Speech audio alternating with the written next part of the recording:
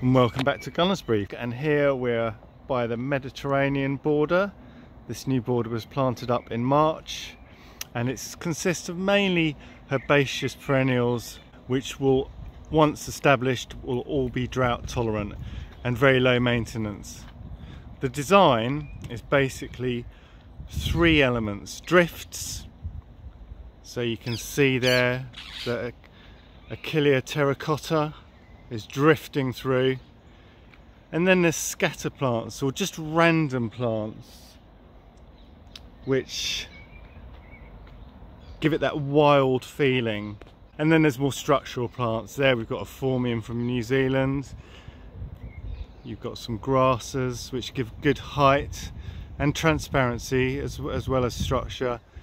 And then further across you've got the biennial verbascums. It is an ecological border.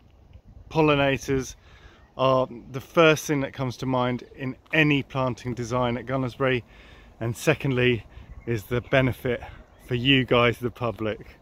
So one of the first plants that we come to is the Achillea. Achillea, or sneezewort, or yarrow, is a short-lived herbaceous perennial. It's fantastic for pollinators. It's usually covered in pollinators, and it makes a great dried flower, and that is the plant that we use in drifts. One of the other plants that we used to use in drifts was Salvia caradonna, but as you can see it's still got some colour, but it is going over, and that usually comes out just before the Achilleas. So it's kind of given a longer season, having these different layers and flowering times of plants. This is rose campion, or likeness. It's a great perennial evergreen or silver foliage, and it's bomb proof. It'll self-seed absolutely everywhere if you've got it. It has this silver foliage which is great because it reflects heat and it reduces transpiration. They're basically covered in silver hairs, which is an adaptation of most Mediterranean plants. Something that's probably more familiar to people is the oxeye daisy, leucanthemum.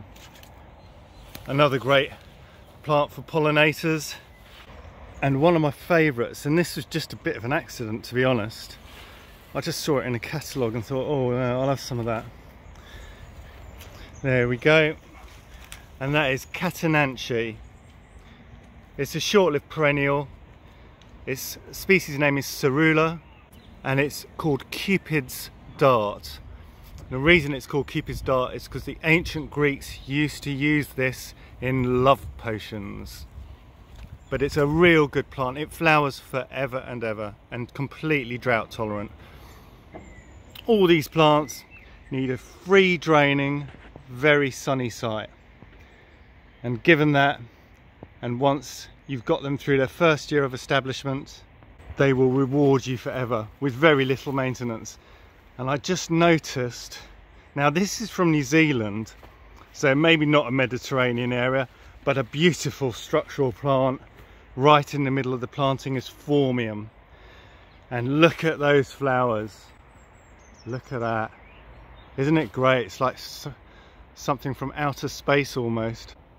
There we go. Lovely plant, Phormium. To another great plant, a real traditional Mediterranean plant, and that is Euphorbia mercenites, and it gets its species name from the leaves, which look very myrtle-like.